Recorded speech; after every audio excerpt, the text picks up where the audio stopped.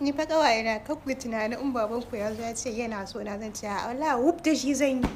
Kake tunanin wai ina baba ba zan yi wuf da shi ba. Wuf da shi zan yi. Ko ke aminiya ta ce wallahi auren babanki zan yi. Kuma in zauna da shi lafiya. Ki san lafiya? Wallahi in zauna da shi lafiya.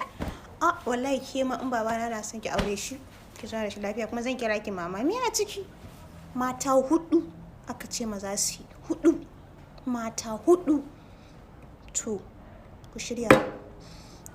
Mata ku daina hana mazajen ku ƙara mata. Kun gane 4 aka ce in har suna da ma aka fara kira ba kira ɗaya ba 2 aka fara kira.